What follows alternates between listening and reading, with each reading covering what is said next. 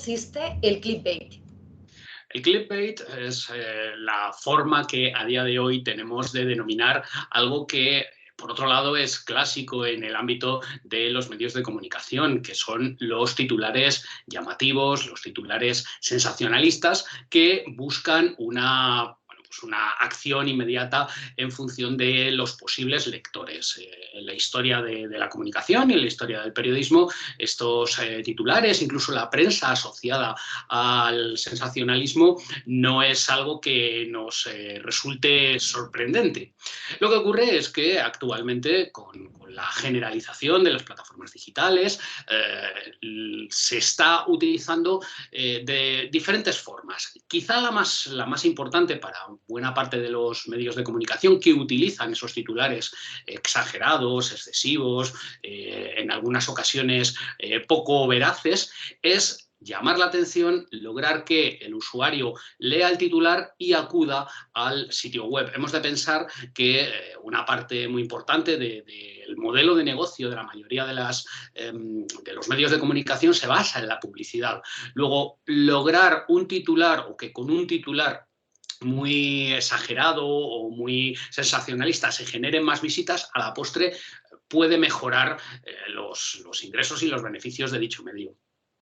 El problema, Fernando, es cuando un medio de comunicación consigue posicionar en esas primeras posiciones sus titulares y estos titulares no siempre son verídicos, ni ciertos, ni están contrastados. Sí, efectivamente, ¿no?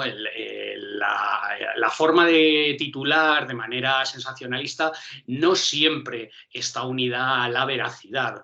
De hecho, es algo que va muy de la mano con un concepto del que hemos oído hablar también bastante en los últimos años, que es el concepto de las fake news, que podríamos definir como la desinformación. Es decir, la utilización de algunas gotas o algunos aspectos reales, verídicos, y otros, pues que sobre todo son los que se incorporan en el titular, que no lo son. Esto, pues teniendo en cuenta que el posicionamiento o la posición en la que puede aparecer una determinada noticia en un buscador, que a la postre es utilizado por todos, tiene un factor que es el número de visitas, hace que a mayor número de visitas esa pieza que puede no ser verídica o que normalmente no es del todo verídica, adquiere una mayor importancia, de forma que es más fácil encontrarla, de manera que se produce un efecto bola de nieve de un mayor alcance de algo que no tiene por qué ser veraz. Fernando, explíquenos usted cómo los medios de comunicación utilizan este clickbait para posicionar sus informaciones. ¿Cómo lo hacen? Sí, básicamente el salto ahora mismo, pues, se construye una pieza, se busca que ese titular sea llamativo, sea efectivo, y a partir de ahí utilizando el titular, incluso en algunas ocasiones hasta tocando un poquito ese titular, se intenta retransmitir a través de las redes sociales. Claro, hemos de pensar que las redes sociales son una muy buena vía de generación de tráfico para todos los medios, no solamente los que utilizan acciones de clickbait. Y esto lleva a que, bueno, pues, si un medio de comunicación que generalmente está haciendo este tipo de titulares tiene un volumen importante de seguidores en las redes sociales, muchos de ellos verán ese titular y acudirán. Esa es, digamos, una vía en cuanto al posicionamiento, que a la postre para el medio es lo que resulta más importante, porque un mejor posicionamiento significa más visitas normalmente significan mayores ingresos por publicidad. Pero luego hay otro aspecto, ¿no?, que tiene que ver no tanto con el medio de comunicación como con la forma de consumir que los ciudadanos, o que muchos ciudadanos en estos momentos tienen de las noticias, muy enfocadas en la lectura del titular y a partir de ahí en la generación de debate dentro de la misma red social, y muchas veces obviando el contenido completo, más o menos veraz, de la pieza informativa. Por lo que te estoy entendiendo, Fernando, en clickbait no hay ningún tipo de control. No lo hay. Bueno, no lo ha habido. No lo ha habido nunca.